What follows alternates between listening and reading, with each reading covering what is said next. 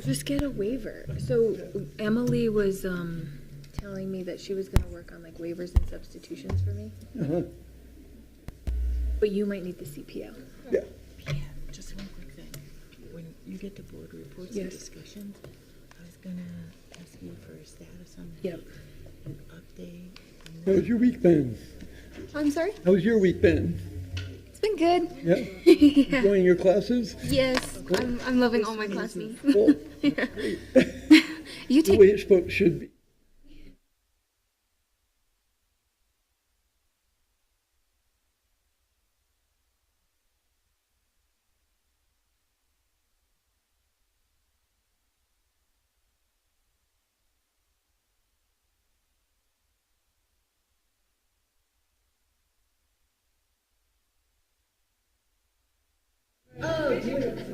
There, hello, all right. Hello, everyone. It's 3 o'clock, so we're gonna get rolling. This is the regular board meeting, the governing board meeting of the Santa Fe Community College Board. All right, we have a quorum, and so I'm gonna call us to order. Thank you, everyone, for coming. It's good to see everyone. We're excited that great things happening at the college, and we're going to hear about them. All right, as far as the agenda, can I get a motion to adopt the agenda? So moved. Second, All right, all in favor? Aye. is it just, Yes. is it just the three of us today? So just an update on that. Lena, board member Gurman is on their way and will be here any moment. Board member Siegel is driving into town from out of town, will be a little bit late. So, and then I actually have to leave at 4 o'clock, and Vice Chair Quintana is going to take over. Okay, So. I'll be done by then. That's what I'm thinking. Okay, let's see. All in favor? Aye. Aye. All right, passes. All right, moving on to approval of the consent agenda. Under the consent agenda today, we have the governing board work session meeting minutes of August 14th, 2024. We have the regular governing board meeting minutes of August 28th, 2024, the August 2024 financial report, and then matters related to SFCC policy. We have the we had the final readings, or this is the final reading, sorry, of policy 1-31, governing board financial oversight, and policy 9-3, external funding grants request process. So we actually covered all of these during our work session, went through discussion and questions, and that's why they've been moved to the consent agenda. Do I have a motion? Yes, sir? I would like to still I understood that Mariposa was going to come and talk about my amendment to the board oversight at this meeting. That was what we talked about 2 weeks ago, so I'd like to remove that from the consent agenda. So just a point of clarification, are you talking about the insert you wanted? Yes. I thought that was going to be in policy 1-2 on governing board roles. Oh, you're right. Responsibilities. Okay, that's, okay. Okay, Yep. all right, good, then we are clear on that, okay. And we're not covering that today, Okay. so, Well, I thought that was coming up today. no, Okay. we're getting an update on Okay. where it's at, but we are not, it's not on the agenda. All right, do I have a motion to approve the consent agenda as is? So moved. Second. All right, all in favor? Aye. Aye. All right, excellent, thank you. All right, next section, actions on items removed from the consent agenda. We don't have any of those. Action items is the next section, the non-consent agenda. Under that, we have the Faculty Senate Constitution. And I think Dr. Miller was going to speak to it.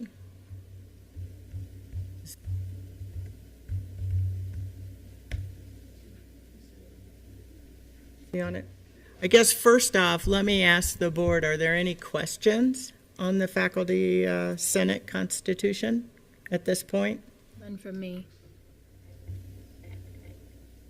All right. Can we just make a motion to approve it? Does Dr. Miller want to say anything, or? Dr. Miller, at this time, hello, we cannot hear you. But I will tell you at this time, Dr. Miller, the board does not have any questions, so we could actually move to approve this, unless you have something you want to say. Maybe he can't hear me. We cannot hear you.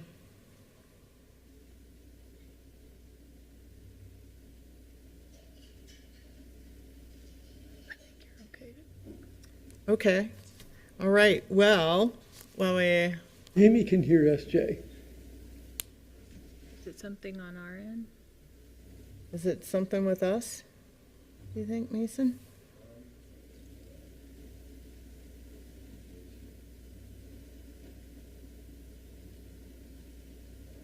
You, but I'm also able to go to meeting platform. We hear you now. Okay, can you hear me? Yes. Now we hear you. Do you hear Okay. us? Sorry. Yes, I was driving over and I just Andre said to pull over. So yes, I don't have any thing to share more other than we are ready to move on with it. I did hear though that you all would like it posted publicly, and so I had a question about that. Okay. I don't know anything about that. Does anyone else on the board? No. Posting it publicly? Is it typically posted on the website or something? You know, I don't, let's check on that. I mean, it would go on the Faculty Senate site for sure.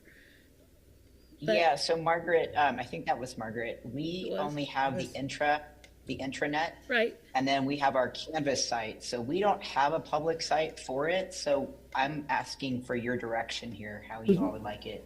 Doesn't it posted. go under procedures in the policies? I think it did previously. I think we can check on that. I don't recall that it went under procedures in the policy, but let's check on that and see where best Okay. to put it, SJ. I'm happy to work with you on Okay. that. Thank you, Margaret. Uh-huh. Okay. All right. Well, thank you, Dr. Miller. All right. Do I have Yeah, and, go ahead. and is this the opportunity to also share the our notes, or is that a little bit later? That's later. The Okay. report, you're talking about the Senate report? Yeah, Got it. Okay. Yeah. Yeah. That will Okay. be in another section. Thank you, though. perfect. Thank you. All right. So do I have a motion to approve the Faculty Senate Constitution? So moved. A second? Second? All right. All in favor? Aye. Aye. Aye. Great. Okay. It's approved. Thank you, Dr. Miller. Continue on. We'll Thank see you. you soon. Okay. Next item is information items, and it would be the enrollment report. And I believe Dr. Ortiz Gallegos, there you are. Hello.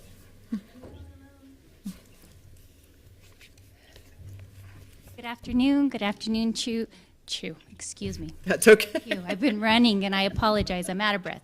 Chair Pugh, members of the board, Vice President Peters, colleagues, you all have received our enrollment report. I'm just quickly going to go over the summary for the enrollment comparison.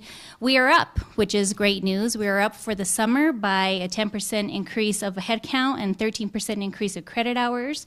For our fall enrollment comparison, what was reported for our census date, which is the third Friday of the semester, we were up at 4.4% increase in headcount and an overall 7% increase in credit hours.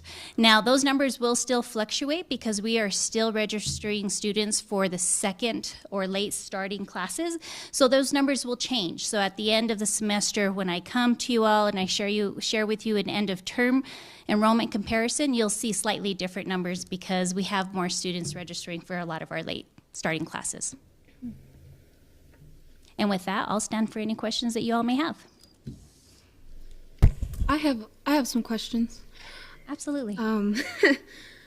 So I saw your ethnicity chart. I was wondering do you have a number on how many, what percentage of those are strictly college students and how many of those are the master's program and dual credit? That is an excellent question, President Magdalena. I will share with you that I do have that information, but not with me, and I can provide that with you either at a separate meeting or at our next meeting as well. We can separate it by student type, student population. Okay, thank you. Absolutely. And then I just have one more.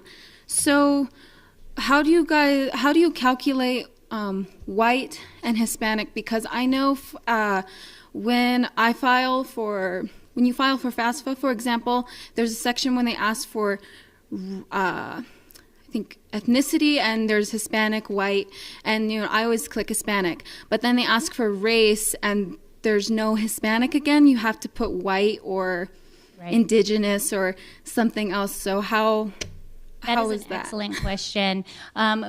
We use what on our admissions application is outlined the way our IPEDS reporting is provided, and IPEDS is a federal reporting site that we have to report all of our students to. So the classifications of the ethnicities that are listed on our admissions application are those of which are aligned with our IPEDS reporting. So we're talking about our race and ethnicity within these categories and do not separate it out a bit more as compared to maybe census information or FAFSA information in that sense. Okay, thank you. Absolutely. I think I've asked that question before, and I think you have, when they're checking, you can check more than one, right? Absolutely. But you don't double count them, or do you? No, when we're talking, Member Gurman, when we're talking about overall head count and credit hours, students are counted once. But for the race and ethnicity, There. they could have checked white and Hispanic at the same time? You'll see within the category under race and ethnicity, there's one that says 2 or more. All right, here we go. That's the answer. Okay. Chair Pugh, can I ask questions? Yes, Okay. please. Thank you. I have many questions, but I'll try to prioritize.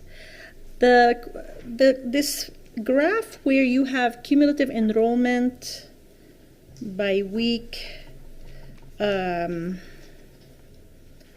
there was one that's even more harder for me to understand. Where is it? Cumulative credit hours by week. What's the story there? Like, why do we need to look at that over, like, how many credits I appreciate over that a few weeks? Is it working? I appreciate that question, Member Gurman. It's important to us as an institution because there's a number of different actions or activities that are taking place at that time. And so we'd like to see if our outreach efforts, if our events that we're hosting, if where students are registering and when, and what are we doing for them at that time. So really looking at how does this compare to last year? What are the populations who were enrolling? What are the ages of our students that were enrolling at those times? So that way we could shift if we need to in future semesters with what it is that we're doing for our students who we're serving. So if we see a big spike, which really haven't been seeing one with regards to early registration has been the priority where we've been focusing a lot more because we want students to get admitted and enrolled earlier so we could do a lot more onboarding. So that way the first day of school, they can just come in and be a student and not have to worry about everything else. So this just really isn't about enrollment in general. It's about the onboarding processes that happen during that time. That information is important for us to know what their activity is, what their history and habits are. Okay, so for example, I think on page, which one before the last, page 6, where it says cumulative credit hours by week and we're comparing fall 2023 to fall 2024, it looks like it goes up to week 20 and then it levels off. But week 20 by then, isn't the semester over? No, ma'am. So we're counting, Member Gurman, we're counting from the first day of early registration. So where you see 0 on the left-hand side, that is when we start with early registration in April. So starting in April all the way through, and we're counting all the way through until the last day to register for classes, which would probably be about August 20th for regular full-time classes. And then you'll start seeing just slightly, ever so slightly, a slope up. And those are for our late starting courses. Okay. That's cool. All right, so this is where your efforts are before the semester starts, and you're trying to see if there's a spike there or not. Correct. Okay, got it. Okay. Can I make a suggestion? Because I had similar questions, is if you can just update the graph to reflect the time frame, right? Because Like say April. like so that we know what those weeks include. So if it's like first day of registration to last day of registration or 16-week mark, because yeah, it is confusing because the way it's broken out is like summer 2023 to summer 2024, and then for each semester, so it's not clear on the graph. I appreciate that, Vice Chair Quintana. And so normally in previous reports, I've provided like as of what date, and then have explained earlier on that this is as of August or April or whatever. But we'll see how we can adjust this dashboard specifically for those requests. Thank you. I'm wondering, does it also reflect students who register and then drop or withdraw or various other things? Does that reflected in this graph too? Member Wilson, I love that question because this is live, up-to-date data. So I, most of the time, was getting the report to you all probably the day of the board meetings because I wanted to provide you with today's information for that reason, because we do have a lot of activity for enrollment throughout this time. So this is live data, anybody who has added or dropped courses at this time.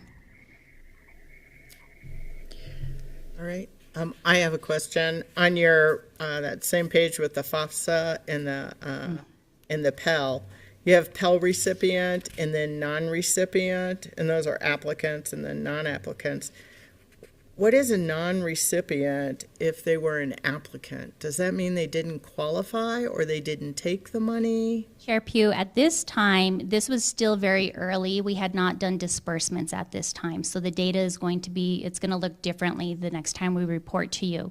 But a non-recipient could be that they've applied or were not eligible or have not completed their FAFSA application. They applied, but the file is not completed. So those could be two reasons. And this is only looking at Pell. Students apply for FAFSA for other reasons, for state aid, and that's also an opportunity for them to apply for a scholarship that then is not reflected in this particular chart as well. So what percentage do we typically have of Pell recipients? Approximately, we've been on a trend about 35%. Okay. And our goal is to increase that significantly this year. 80%, right? That would be lovely. The FAFSA application, Chair Pugh, if I may, has, you all probably have heard many reports. It has become, it should be easier, and it is once a student gets in and gets their PIN and gets their setup, so it should be a lot easier. This year has been a bit of a challenge, but I am happy to say that we've had probably more applicants this year than what we did this time last year, even with the changes to the FAFSA application through the Department of Education. So our team, our financial aid team, and others across student affairs have been doing an incredible job at reaching out and really trying to work individually and collectively with our students and completing that process. All right, thank you. Any other questions? Yeah, I'd like to see, I know you have this data somewhere, but I'd really like to see data about how many number of freshman students start, and then are they full-time, part-time, and the graduation rate. You know, when I look at the fast fact, I see 4,000 students enrolled, but then we only give about 400 degrees. So I'm sure that 4,000 students, a lot of them are audit, non-degree seeking students. So I'd really like to narrow down on those students who are full-time, part-time, degree seeking students, so we could see how we're doing. And I know, I can't tell from what you gave us today who are the degree-seeking students, and I'm assuming it's everybody who's between 18 and maybe 54. No, not necessarily, Member Gurman, but that's information that I definitely can provide to you. I can say that we have had an increase this year of degree-seeking students, and they do range in age, so that is something that we can provide for you for our next meeting. Yeah, that would be great, because I know it's also that the state legislature looks for those outcome performance measures, especially the cohorts of freshmen until they graduate, and like who's first time student, you know, who's a first generation student, are we serving them? Member Gurman, that's not information that is collected directly as far as first-time student unless they complete a FAFSA application, then we have that information. So I can break this down for you all if you would like to share with President Rowley more specifics as far as particular populations that you're looking at or enrollment trends. We could definitely provide that information for you at the next meeting. Great. Yeah, I'd like to see graduation trends, performance, you know, with each cohort. I mean, I know that students who are full-time, life happens and may take them 3 years to finish a 2-year degree, and the part-time students, might take them forever, but it'd be nice to see if there's effort and if that's increasing. We need a baseline. Thank you. Okay, thank you. I'm wondering, so when you say a degree-seeking student, is that someone who just declared a major? Who declared a major? Yes, Member Wilson, that's what we define as a degree-seeking student. Because I know, Declared and enrolled, excuse me. and I'm not sure if this is still as true, but for a long time it was very difficult to enroll here without declaring a major. That it was very difficult. The forms are really slanted towards making people declare a major, and I know a lot of my students would say, I'm not intending to get a degree, but I did declare a major. Is that still the case, or? I appreciate that question, Member Wilson. Over the last 3 years, we've done a lot of data cleanup to identify really who is a student and who is declared in a major. Our admissions application allows a student to declare a major or select an undecided selection, meaning I think I want to get a degree, but I'm not quite sure, and I'm also not quite sure in what. And since then, we've also dedicated 2 professional academic advisors to work with those students who are undecided, who are running a curriculum right now with students, working with them and helping them identify what major through career services of maybe what they want to do and what major would be best for them given their expectations of life. I'd also like to give a shout out to those advisors who are presenting at NACADA at the end of October on that specific work, and they're doing incredible things. So just want to recognize them publicly because I think it's incredible. Thank you, Vice Chair Quintana. They are doing incredible work, and because of that, we've really been able to shift our focus to really help our students identifying their declared majors, but also identifying the students who are non-degree seeking and the services that they need and how we help them through the process as well. So we've been able to help balance that a little bit and really help our advisors and our students, I think, overall, given what they want to do when they're here. When you give us the count of the number of credits taken, are these students who are taking a credit class for credit, or also includes the students who are taking credit class for audit? These are, Member Gurman, these are credits, for credit. For credit, okay.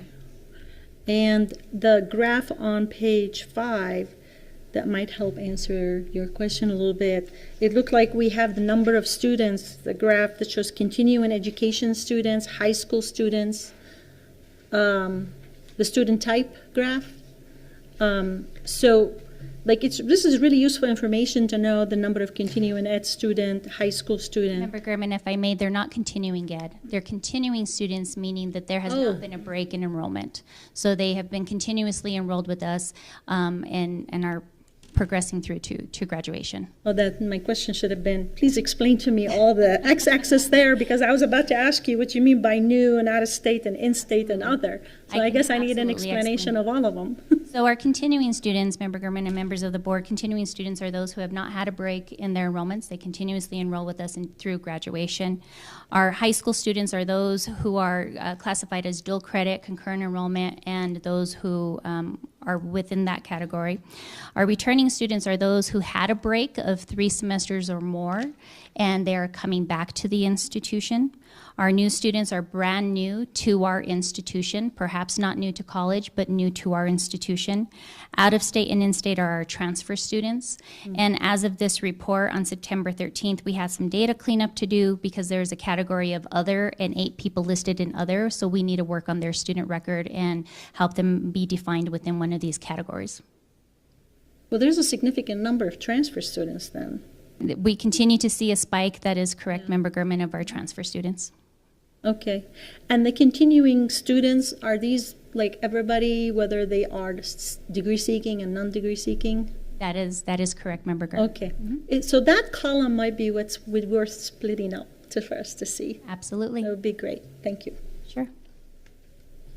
And the continuing is when you say that they've been taking classes with us from the beginning, are you counting summer semester as they've just been going straight through since, or are you not? Not necessarily, President Magdalena. What we're looking at is fall and spring. Those are our 2 primary semesters when we talk about continuing. Okay, thank you.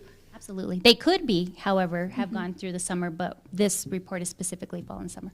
Spring. All right, thank you. Lively discussion. Any more questions? No. This has been a great enrollment report. Thank you. Absolutely. Thank you all. Learned a lot. Thank you. Thank you very much. All right, our next agenda item is the fiscal year 2024 HED report of actuals. And I think, are we having Mr. Tellis on the, or are you giving us the? I'm not here to report, I'm here to represent the department. Okay. Nick and Amy are both on. Yes, they're, Oh, okay. They're under the board weather. members. He's right there. I regret that I can't be with you today. I'm actually battling this flu that I've been wrestling with the past 2 days. So I've asked Amy Pell and Amy Tilley to help bail me out here. And so, yes, as you've mentioned, we're just wanting to discuss this report of actual that we actually were required to submit to the New Mexico Higher Education Department on the 20th. And so they had a deadline. So with that, we submitted it, and they could turn it over to Amy Von Haas to just kind of review what was submitted. Thank you. Hello, everyone. Let me go ahead and share the screen real quick. This is an annual report that we do submit to HED. And it's a combination of everything that we've done throughout the year. It does show on it, I think you guys are able to see now. It does show on it, this is the first page of the report. And this is exhibit 1 is pulling everything together. This is dealing with our current funds, which is all our current funds right here, our plant funds. And then of course we always zoom in and talk about ING because that's where the heart of everything that's happening is. And so what this is doing is showing you basically an overview of everything that's happened throughout the year. The original budget, this is the bar that we approved back in late April. And then this is the unaudited actuals as they're standing.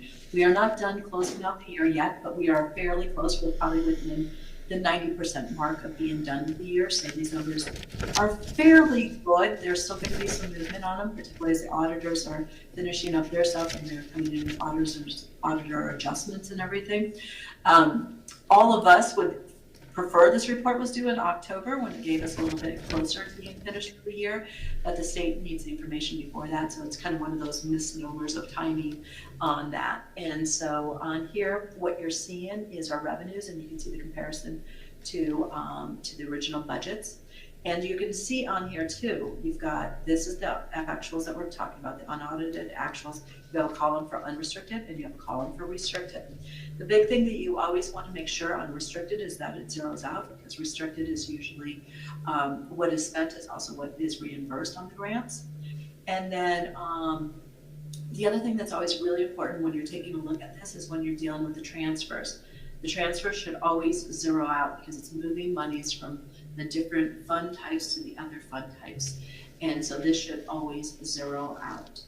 And then you're seeing our ending balances on here. So the other thing that you're usually looking at is, sorry, I just did a little bit of scrolling there. One of the things that you're looking at is kind of how did revenues come in from what we were expecting. Overall in the INGA, we were expecting 45.5 million in revenues, and we actually came in 46.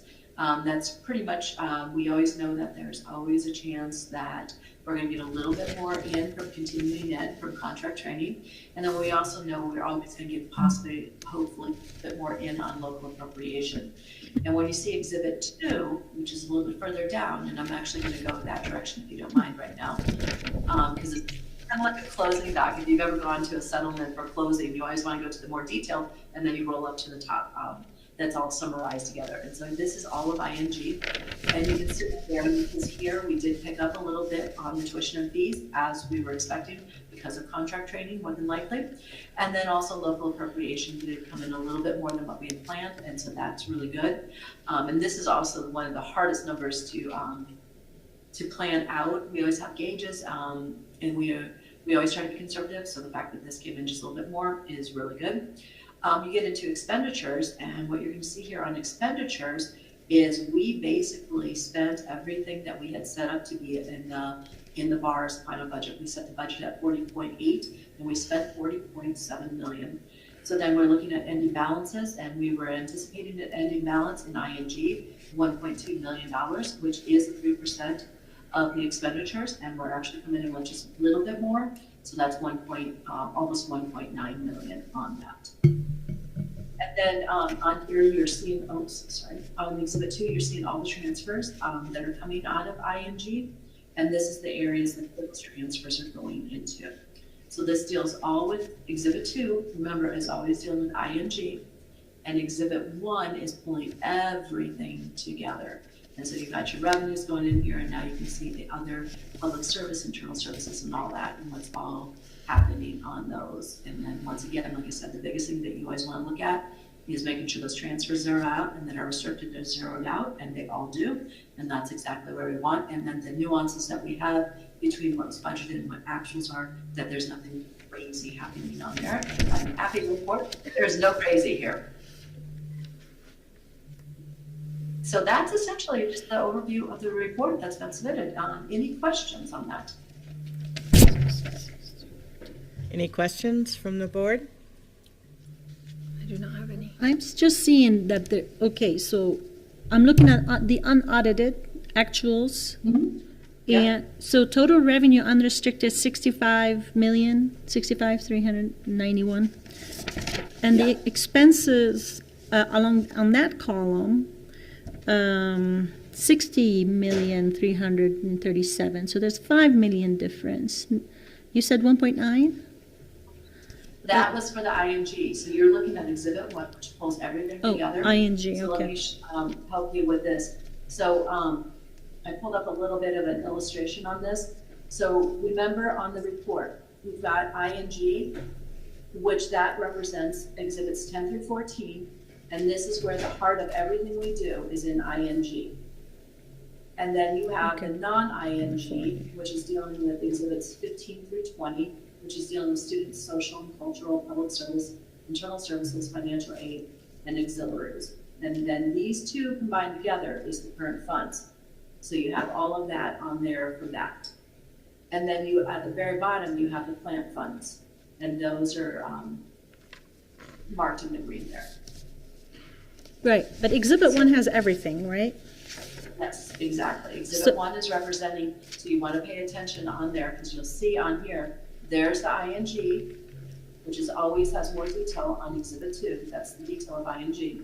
And then here's dealing with, you see how it says subtotal of current funds on here? Yeah. Then it's showing you the subtotal of the current funds. And current funds is ING plus all the non-ING elements. And then down here, it's dealing with your plant funds. Okay. So when I was talking about the ING, that's Exhibit 2, and that's the last page of your handout, and that's where I was looking at the 1.9, essentially, I'm rounding up here, 1.9 million as an ending balance, calculated ending balance at this time. It's going to change a little bit more before the year is done, versus what was budgeted at 1.2, so we've exceeded that on there. And this is where everything really, ING is where most of our activity is happening.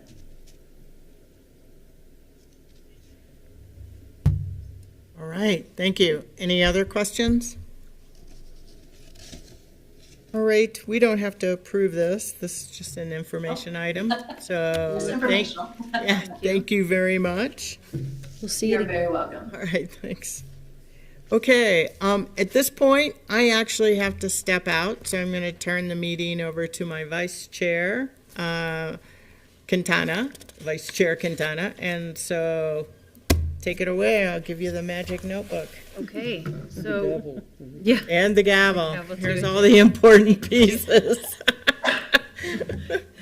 So we're moving on to Section 9, Communications, and if Dr. Miller is on, it is time for the Faculty Senate report.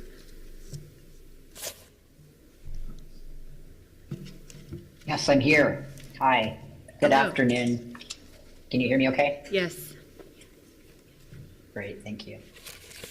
Good afternoon, Good board. afternoon. Good afternoon, governing, excuse me, let me get my notes up. Good afternoon, Vice Chair Quintana, Member Wilson, Member Chair Pugh just, I think, stepped out, as she said. Member German. Member German, trying to see everybody. Yes, sir. in the room. Yeah. And Elena. Okay, thank you. Just a few updates, not too many. So let me go ahead and get started with those. Excuse me one minute.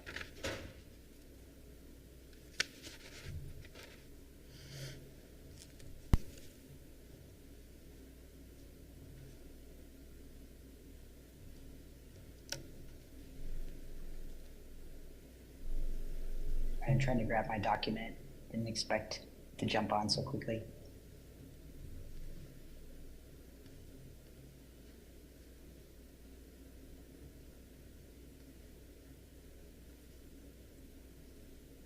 Okay.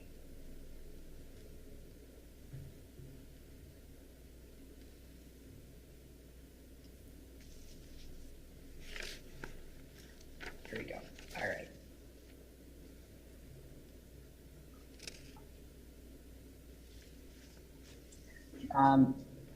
So the first thing is that an error was noted to us from our meeting on the 3rd of May. It was brought to our attention on August the 8th. I have resent in the minutes to Andre Lucero. The comment that we had on there essentially said that there will be opportunities to renegotiate contracts under the remote work procedure policy number 4-57. It now reads policy number 4-57 is in process, which is when we received it, and is now moving to shared governance. So the second part of what I just mentioned has been completely stricken. This coming Friday, because we know that the election is coming up, we're going to talk about what kinds of political conversations can and can't happen on campus. We think that there are a lot of faculty who aren't quite aware of that, so we're going to bring it up for discussion and talk from the policy perspective of SFCC's policies and help people understand what is and isn't allowed. And we do know that First Amendment speech rights are suspended in certain places of work, and I think it's important that everybody is aware of that. Also, aligned with that is not talking about political endorsements, which we're aware of. In terms of working with Bolton and submitting our faculty report forms, we only received a third of them. Approximately 21 forms were uploaded into the Bolton shared repository, and I was the one that collected those, double and triple checked the numbers. Annika Voorhees came and met with Faculty Senate and talked to us about the new onboarding module, as well as asked for feedback.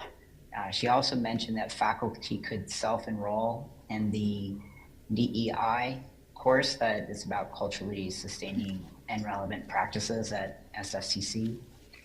So people, I think, are going to be logging on and offering feedback. And it was a wonderful presentation. The President's Diversity Advisory Committee has now been renamed to the President's Equity and Diversity Advisory Committee. So we wanted to retain the same phonetic spelling, and so now we're just PDAC with an E. Let's see. Leah Goldstein came and met with us about the mental well-being and resources both for faculty and staff on campus and in the local community, and she provided us a really lovely list of resources. Michelle Robert and I had an opportunity to meet and talk last week about looking into the 90-minute time allotment to use the fitness facility, and we know that changes are going to be happening in HR soon around some particular policies I think that they're looking at, I believe. So we were going to come forward to make an appointment with Donna in the near future to have some discussion around that, just to do some initial brainstorming. I think the only other thing is, we have a nice pool of funding for faculty currently. in 3 different places. OER has a very nice professional development fund for faculty who want to create OER resources. And also PDAC, we have a nice sum of funding that we are offering to faculty and staff who would like to put together some type of an activity on campus related to the DEI work of our strategic action plan. And the Professional Development Committee, as far as I understand, also has a nice sum of money, although I don't know what that total sum is. So I bring that to your attention to show everybody that there is funding for faculty to get involved with different types of funding lines at SFCC. And I think that's about it. If there are any questions for me, happy to entertain them. Great. Thank you, Dr. Miller. Are there any questions? I have a question. I just can't find it. I've been looking. I know how you feel. It's like, where was it?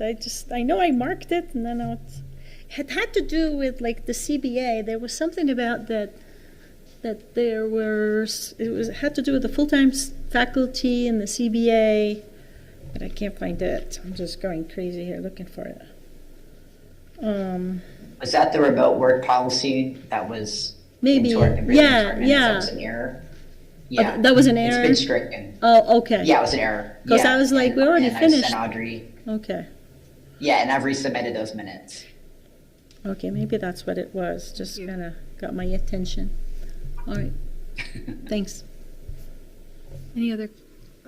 Member Wilson? A question. So we're involved in the beginnings of our strategic planning process for a new set. How I know a lot of the beginnings of that happened over the summer when faculty weren't here. Are the faculty feeling like they're being involved adequately in that process? Zuby, sorry, Chair Wilson, could you speak up just a little bit? I said, like, we're beginning a new strategic planning process now, and a lot of things started in the summer. And I'm just wondering, do the faculty feel comfortable that they're being adequately included in that process at this point? Well, as far as I understand, the strategic plan has been at SFCC for a while. Some of us were invited to have a conversation around looking at the mission and vision statement and some of the revisions that could possibly come out of that. I think there was a little frustration about the number of people who weren't asked to the meeting. I reminded people that it was the summer when we came back, and that we were asked, a few of us were asked to come to the meeting who represented different constituencies on campus. So I know that not everybody is going to be pleased about decisions ultimately. So that's the only thing that I've observed. In terms of the strategic plan, Todd Bruce is coming to talk with us this Friday about the plan. So I think we'll have more feedback for you for the next governing board meeting. Dr. Miller, if I may also jump in there. So for the summer strategic planning process, that was just to get few individuals, the leadership groups within the Santa Fe area to have an initial conversation. So this is where the faculty senate was, chairs were asked to attend, as well as staff senate chairs were asked to attend. And then since in the spring, we've given the entire campus, including the faculty, an update about the strategic planning process. And we have now asked twice to attend at the faculty senate's request, attend the faculty senate to give people an update and opportunity to provide feedback and input for the value statements and the vision statement piece. It's been rescheduled twice now, and so we're excited to be meeting in October 11th, my understanding is, because this Friday. Dr. Miller, I think you all have asked us to reschedule it for the following faculty senate meeting instead. At least that's what I've been told by Todd's Todd. coming to talk. That's what I've been told. Yeah, Todd's coming to talk about the strategic plan, though. Yes, that's what Friday. I was told, Todd, that I met with Todd just a moment before this meeting. He said he received a request to move it to October 11th, and I see Todd is on the line.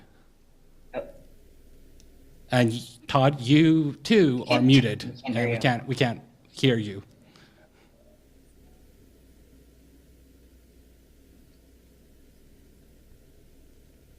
Say something, Todd. No, you definitely need it. Now, you now. Yeah. There you go. try again, Todd. Todd, we could hear you for a second, so say something. Can you hear me now? Yep. Yes. Yeah. Okay. Yeah, Jerry reached out to me yesterday afternoon and requested to postpone to October 11th. Just mentioned a couple of things. We did run programs during convocation. We had focus groups. We had about 18 faculty that participated in those focus groups, which we went through the mission, or the vision statements and the values definitions, and collected feedback from about 45 people on campus overall, but 17 or 18 of those were faculty members. So we have reached out through a number of different avenues to get input, and then do have the follow-up conversation with the faculty senate on the 11th of October. Right, and then just a friendly reminder to the board members. I missed that conversation, I think. And just as a friendly reminder to board members, this is just the part where we're talking about the values and the vision statements. When we did a survey in the spring for the entire campus, which faculty was also included, everybody had a strong support for the current mission statement, which is empower students, strengthen community, as you can see up there in the sign.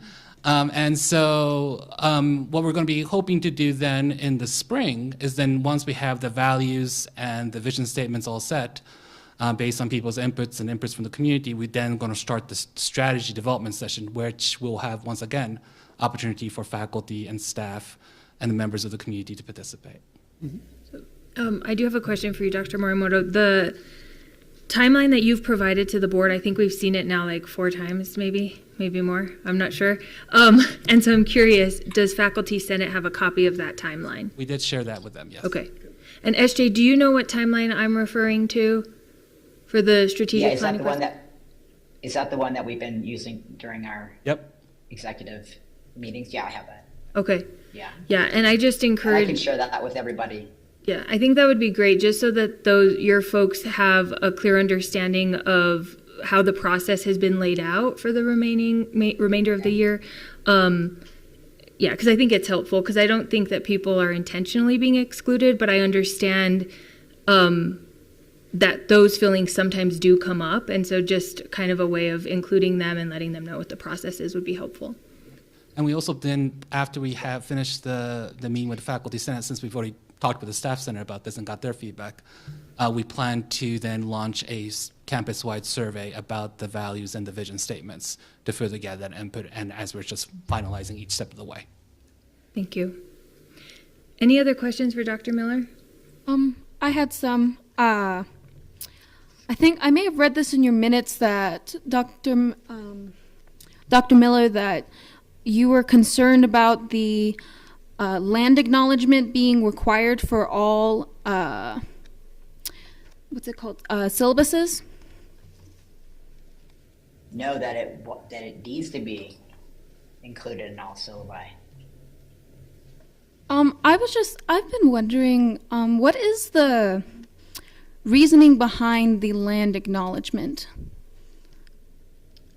Like what's the motive reasoning- behind it?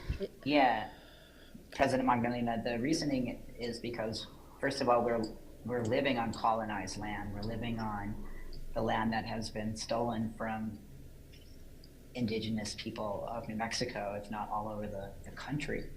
And we are an HSI. New Mexico is a third Latino, Latina, Hispanic, the different definitions that we use to look at identities within those umbrellas, as well as indigenous and Anglo. So we're a third essentially of the state. And it is our moral responsibility to acknowledge that we are living on stolen land. And this is a way of acknowledging the people who helped to settle the lands in which New Mexico sits on, as well as the community college. Yeah. I do agree with you that yes, it is our responsibility to acknowledge that. I just feel that say a land acknowledgement in a syllabus may not be quite enough. Is there anything else that the school is doing for Indigenous people? I mean, I have some suggestions. Oh, those are very well appreciated. Yes, absolutely. Within PDAC, the President's Equity and Diversity Advisory Committee, it is a topic that we take very seriously. We are working on our own professional development of ourselves. We just had a wonderful professional development day in which we talked about a roadmap to DEIAB+. And we had one of our former colleagues, Belin, who used to be with us, he was math education, come over and talk with us. So again, what we're trying to do is understand the ways in which our students' experiences and backgrounds and their cultural ways of knowing are embedded within our PLOs at SFCC, and working to ensure that all of our students have equitable opportunities for success and expression through the way that they learn. And I think that's something that will continue to unfold over time. We're very much committed to that, as well as to any other marginalized identity that we are aware of on our campus and in our community. Okay, thank you. I feel that maybe the school could have more of a physical way of honor of reminding people that we are on stolen land. One idea I had was, I know that the flags were taken down because we can't represent all the international students that are here at the school anymore, but perhaps we can instead replace them with the Pueblo flags of New Mexico and the New Mexican flag as a way of reminding people that we're on stolen indigenous land, not just here at the college, but the whole state of New Mexico.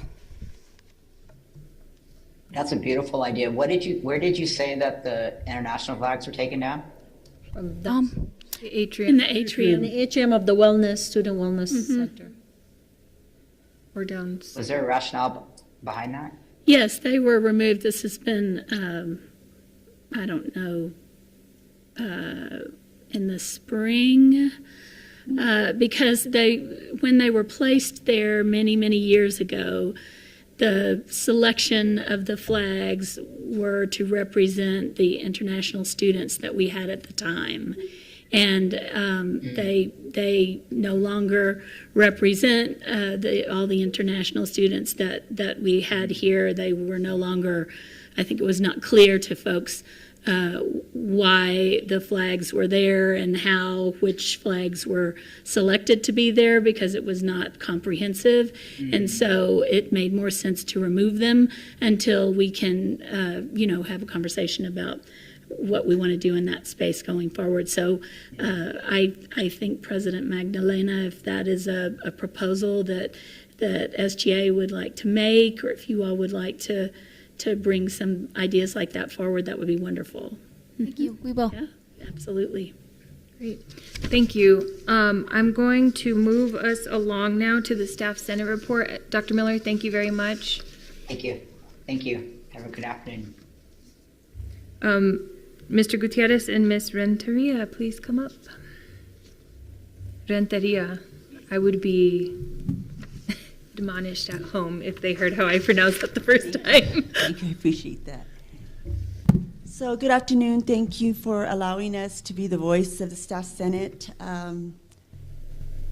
Vice Chair Quintana. Thank you. And, Margaret Peters, and I was going to say President, but Vice President Margaret Peters, and members of the board.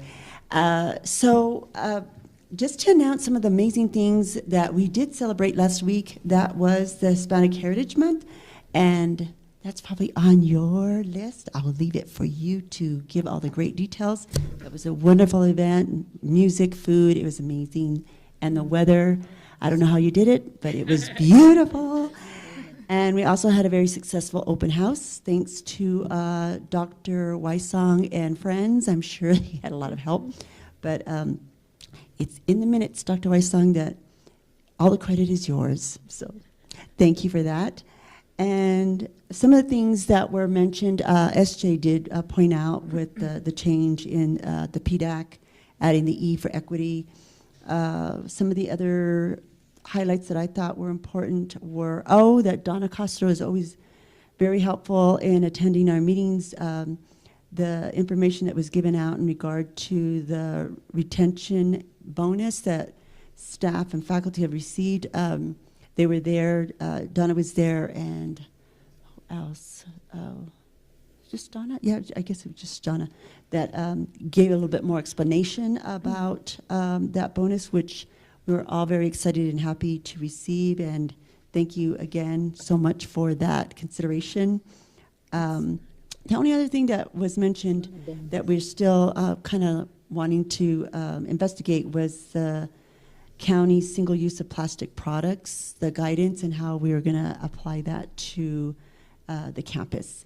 But we're still working on getting folks to have a conversation about that.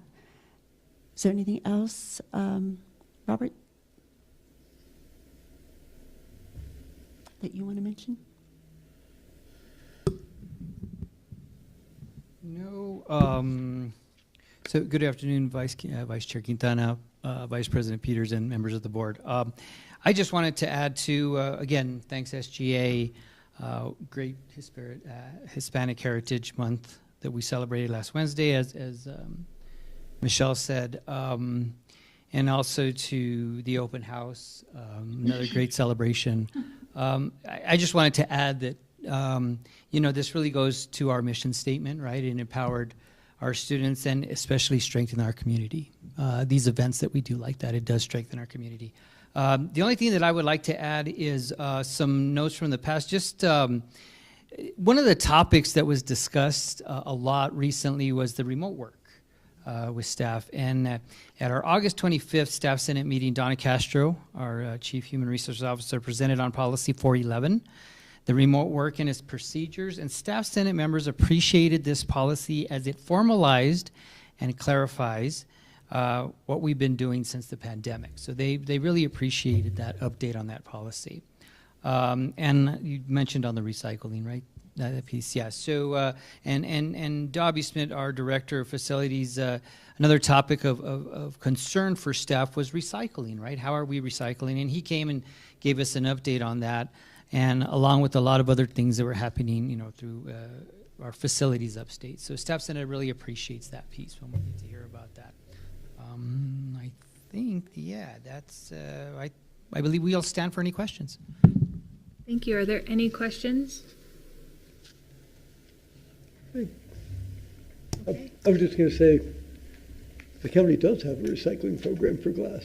Matter of fact, I'm building a big biofiltration medium, and I got 4 yards of it from the county just the other day. But yeah, Member Wilson, I think there were some people that brought up that too, and yeah. I guess Dobby was going to look into that also. But I guess what he was doing is just giving an overview of what we're doing currently. Yeah, and the county doesn't make it easy. Right. Yeah, that's true. You don't. Okay, thank you very much. Okay, President Archuleta, Student Government Report, you're up. Thank you, Vice Quintana, members of the board. On September 4th, Student Government partnered with the ambassadors earlier this month to host a pop-up game room at the campus center. We had popcorn, lemonade, music, and various games, card games, things like that, and the pool table open. We served 125 students at the event, and a couple dozen played games, and that was definitely welcome because it was just a spur of the moment kind of event. We hadn't planned for it, so that was nice to see that type of turnout with no advertisement. On September 9th, Secretary Archuleta attended her first PDAC meeting. The board was happy to hear about the outreach and the cultural events SGA had planned and had previously done. And our secretary is excited to be the voice of students on PDAC. From August 26th to September 9th, Student Government Association did cart outreach. Again, we've been giving out snacks, school supplies, and flyers for our senator positions and upcoming events. We engaged with 600 students over a few nights. Our vice president, Archuleta, was able to get 50 students to give positive feedback through the student activities QR code, which was nice because it sat empty for a good 6 months. On Wednesday, September 11th, student government had its first board meeting, and we had the campus cupboard presented to us requesting funds. They were looking for brain power food to give out to students, and due to our budget currently pending, we gave them $1,500 at the time, and then we asked if they could represent to us to see how we could further assist them. On September 16th, Secretary Archuleta and I had a meeting with the student resource coordinator, Joanna Johnston, to discuss how we can collaborate, how student government can help promote the different resources that we have here on campus to students, because as students I can say that before I was student government, I didn't even realize that we were allowed to go downstairs because we thought it was the high school, so I thought there was probably some policy that wanted to keep the high schoolers and the college students separate, but I found out that was not the case, and I think that's the case for a lot of students that we don't realize, and all those resources are left without any students. So we're hoping to see how we can work together to try to encourage more students and spread the word that the resources are downstairs. September 18th, Student Government Associations collaborated with Student Activities to host the Hispanic Heritage Month event in the courtyard. We had live music, northern New Mexican food, and put up our information boards about Hispanic heritage here in New Mexico. We also, so student government we set up a resource table where we gave out 100 gift bags to students filled with school supplies, snacks, flyers, and with our student government meeting agendas, or meeting calendar, sorry. We gave out 4 books related to Hispanic culture as gifts, and information flyers about school resources. The event attracted 330 attendees, and we are proud to say that 53% of the attendees were in fact students. So I think this is due to student government's outreach is working once again with our advertising and our cart outreach that we're doing. And then on September 19th, Vice President and I volunteered to help serve at the food line at the open house, which we had more opportunities to engage with students. And due to that, those having 2 days in a row of being out, we did get a lot of students coming to us with questions and concerns, some saying that they're going to be coming to our meetings, so that's nice.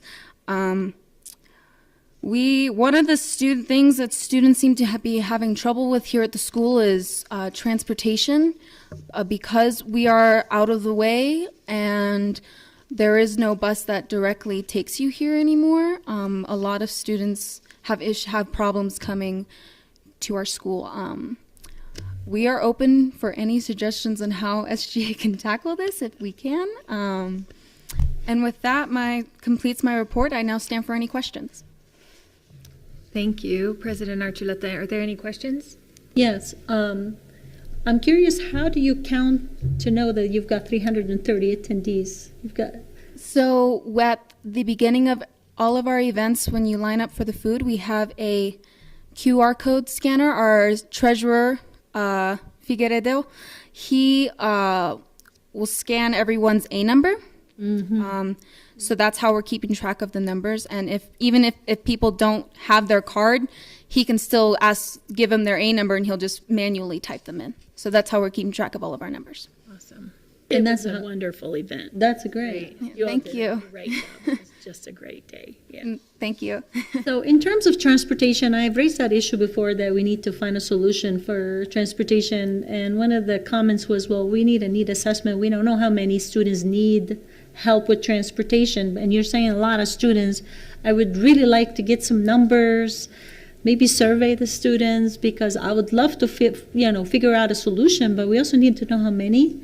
And one suggestion was that maybe we could start offering some kind of Uber vouchers, at least to students who need to get to campus. We could do it like on a pilot program, for example, just like we did with the food pantry. You know, we could start small and then see if the need is bigger, and then we could look for more funding. I don't know if that's something that SGA would like to look into too, but we need to know how many students really need to get to campus, because yes, I agree, there's a problem getting here if you don't have your own car or you have your family car. Yes, we can get on that. I think that's a great idea. Thank you for that suggestion. We will start a petition. Yeah, a petition, survey. We need to know the need. Yeah. Yes, thank you. Thanks. And I've been having some conversation with members of the board from the public schools who also recognize this is a problem, because students who want to do dual enrollment at the college, it's very difficult for a lot of reasons, and also with the city and potentially the county. I do know the state has a great deal of money that they believe they could allocate towards helping with transportation to the college. And so if you're interested, I'll reach out to you when I'm getting together with people to have further conversations. And if you're interested in participating in that, I think there is a lot of opportunity, and there are a lot of other institutions that share an interest of making this more accessible, this campus. Yes, I would be interested in that. Thank you. Mm-hmm. I mean, I believe like even if there's one student who's having problems getting to campus, we need to find a solution for that. So we need to know when the students come to you and say, we have a problem getting to campus, who they are, what their case is, and maybe we could figure out a solution. Okay, yes, I agree. And I will get you those. I will try to keeping track. Yes, keeping track. Thank you. Thank you. Thank you. All right, moving on to section 10, President's Reports. Vice President Peters will give the Employee of the Month report as well as the President's report.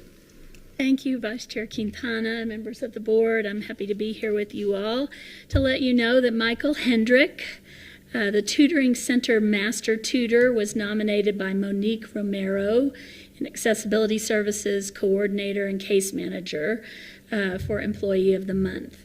And Monique has written the following about Michael. Michael has worked with several accessibility students with special care to their needs and ASL interpreting services. My students have reported feeling valued and encouraged by Michael's tutoring style. They have also requested him for the following semester. He is a great colleague, and I enjoy being on a supportive team with him for students that often struggle self-advocating for assistance. So congratulations, Michael. You're going to pass that along, Robert? Thank you, Michael. All right. And then for the President's report, I know you all have this in your packets, and we'll have a chance to read it if you haven't already. I just want to highlight a couple things quickly. First off, I'd like to just give a shout out to everyone who is working with Chess and Workday. As you all know, we're in the student information system period, and there are so many people, too many actually to even name here today, who are involved in this process, these work sets, these test scenarios. The amount of time and dedication that it takes is remarkable, and so I just want to recognize those folks for their efforts. It's an exciting time, and this is kind of a long journey that we're on, but it's exciting to think about what the end will look like.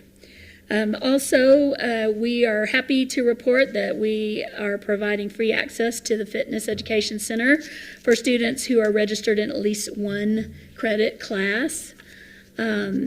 We have lots of wonderful things going on with our Student Parent Success Program, our Early Childhood Center of Excellence. We have faculty and staff who are doing some amazing things, whether it's in the arts or Charlie Schultz's visit to Cambodia. We have Jonathan Harrell showcasing his skills in music and poetry at Viva Mexico, the music, dance, and poetry of Mexico at Teatro Paraguas. And so you will see so many exciting things here in this report. And I will leave it at that and stand for any questions that you all may have. Thank you. Any questions about the president's report? Yeah. I want to highlight that I didn't know that we have access to the New York Times and to the Wall Street Journal. So that's Absolutely. cool. Yeah. So I don't have to pay for my own subscription. That is indeed at our wonderful library, yes. Like online, sounds like. Yeah. And with respect to the access to the fitness center, it says it's free access for students registered for at least one credit class. One question somebody was asking me is, if someone taking a credit class but taking it as an audit, do they also qualify for the free access? They do. Okay, that's like one. They're registered for credit or for audit. Okay, as long as it's a credit class. And they don't have to be degree-seeking students, right? No. Okay. And then I have one more question. It was the first time I hear about that we need some updating to the fire alarm construction. And I'm just like wondering like what's going on, and does that mean we're going to be hearing a lot of beeping and a lot of repetition of testing? You know, I don't know that that's the case, and if there is or when there is testing, they're very good about letting us know so that we can be prepared for that. It looks like we have some upgrade Yes. coming up. Definitely. In our safety and Toby left. security systems. Right. Yep. Okay, that's all. Thank you. And Member Gurman, those were things that had been previously approved and reviewed by the board. Was it one of the, okay. Prior to you coming on. Yeah. I'm learning. Okay. Any other questions or comments about the president's report? No. Okay. Board reports. So Chair Pugh asked me to give an update on the Finance Committee, the status of the charter. So the board will be getting a copy of the draft charter at the October work session. And our hope is to approve that at the end of the October board meeting. For now, the committee so far has only had 2 meetings. The last meeting in September, we covered the surplus and deficit, and Ms. Van Haas was able to walk us through the next 5-year plan for that. This was really no different than what we get in training that she goes over in April and May. So it was all very familiar, which was just a good reminder of how the information flows into those reports and where the dollars go and how that chart is created. So so nothing really to report there other than we all get that training and that overview, usually April, May. And also onboarding when we start as board members. The next update that's been requested from me specifically is the instrument update for policy 1-28 and 1-29. So those policies are not going to have additional updates. These are the reviews for the president and for the board goals that we do each year. The instruments are on paper, and so we have to manually tally them. So I will be working with Ms. Mulry to get them into Microsoft Forms. So that members can complete them more easily. They're protected. They're available, or we're able to archive them and protect them by the institution. So I'll be working on that with her.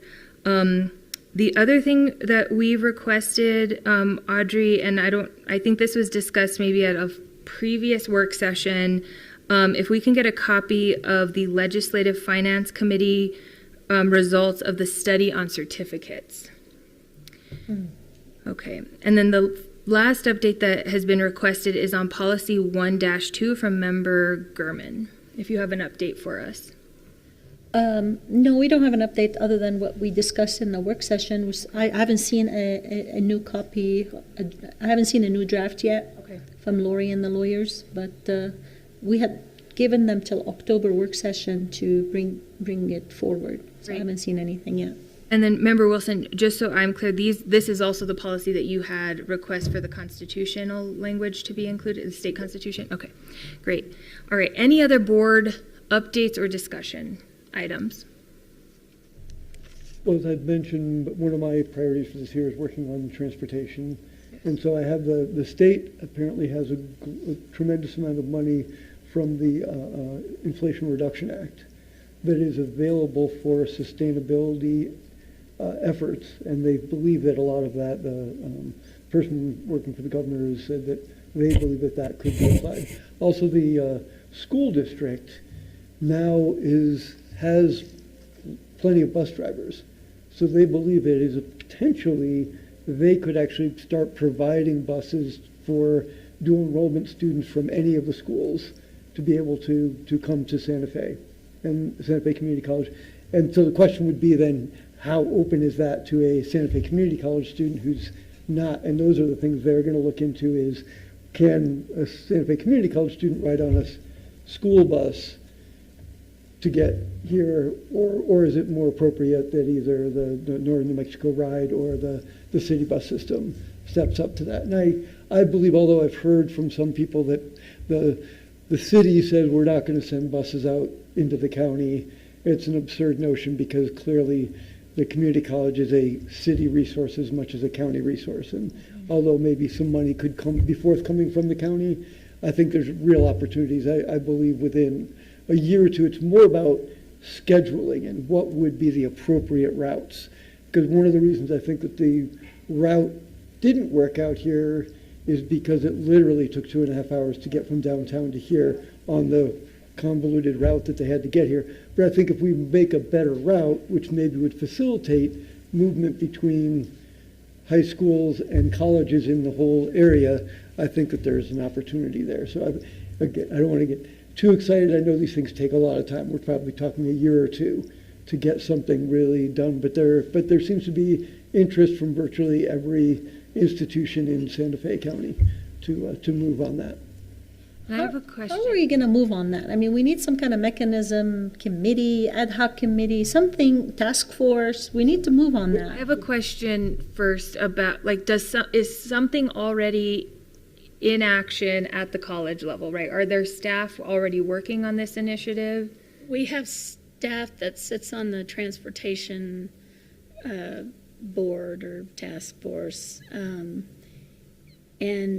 this is an active concern of ours, but I can't say that we have gotten very far up to now. I'm surprised to hear, Board Member Wilson, you say that there are plenty of bus drivers, because we have not heard that. We've heard that there is a shortage all the way around, and so that's what the school district. The schools no longer. That's no longer a case with the school. That no longer is the good. case. That's good to hear. Ever since they did the test, they allowed the test of the drivers to be in Spanish.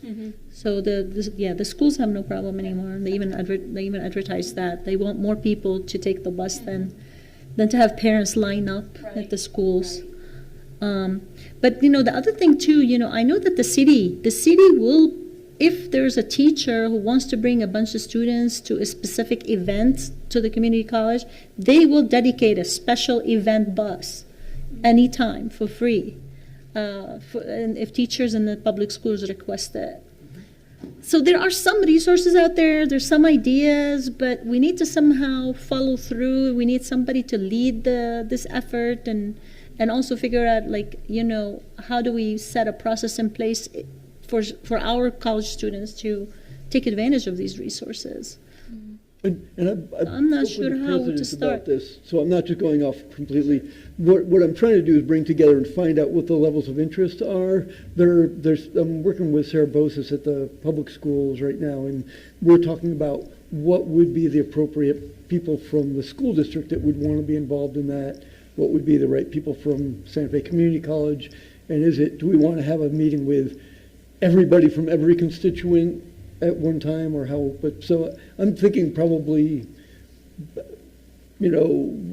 February, we could probably have a meeting of some sort of a group to look farther into this. I also noticed in the enrollment report that the number of Native American students have gone down, right? So it's like, and then they talk about the RTC, there's the blue bus, or, it's like the blue bus comes to campus. Okay, is it really coming to campus? And that, because that would serve the tribal communities in northern New Mexico if we can provide transportation. Vice Chair, right? The enrollment report does show that there is a decrease of our Native American population, but it's directly related to our dual credit program and those courses and/or participation from our Santa Fe Indian School, not necessarily from surrounding communities. That's a direct impact. Oh, okay. Well, yeah. Well, thanks for that clarification. Yeah, and also an additional clarification. The good thing about that dashboard is like up-to-date information for everybody on time, so we can make action. But that means that when we're not finished with the registration process for the dual credit courses, that's not counted yet. Mm-hmm. So just give us patience as we're trying to just, as the registration happens, it will show that. And we have full confidence in our strong partnership with the Indian School and the strong, long history of dual credit program that number will go up. Mm-hmm. It's just not accounted for yet. Dr. Ortiz-Gallegos, so we have talked when we moved to this new meeting model, we talked about getting like the business rhythm for enrollment. So when would be the most appropriate times for you to give presentations to the board to account for these sorts of things that happen? If you wouldn't mind putting that cycle together for us to let us know what would be the most appropriate times to give the board a report. So we don't need one every month, but I would say if there are critical times in the semester that you want us to hear from you, send that to Chair Pugh so that we can build that into our schedule. And again, so we can account for these things that we know we're never going to have all the numbers in any given meeting, but we'd like for you to be able to tell us what makes the most sense for you to present. Vice Chair Quintana, I will do, and as I mentioned when I was giving the enrollment report, it's helpful for me to know from you all specifically what you like, because I can provide that information and splice it the way that you would like, but I'd like to know ahead of time so I can provide you that information beforehand and we could have that detailed conversation during the meeting or executive, whenever. And I can pull that together because board members have requested certain things if we've been told that some of it won't be helpful or it's on the state site, that sort, or on our website.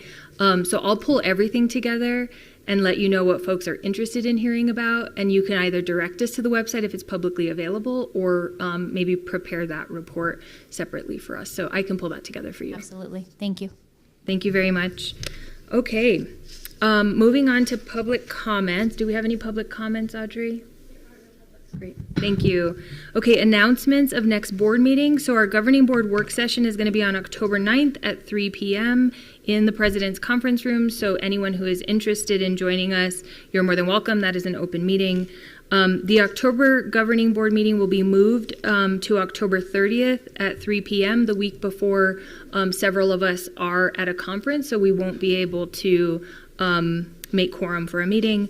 And then the governing board work session for November 13th is scheduled at 3 p.m. in the President's Conference Room, and the governing board meeting for November 27th is canceled. We normally do a joint board meeting in early December with the foundation, so you can plan to see us in early December, which is not part of which is part of our normal routine with the foundation.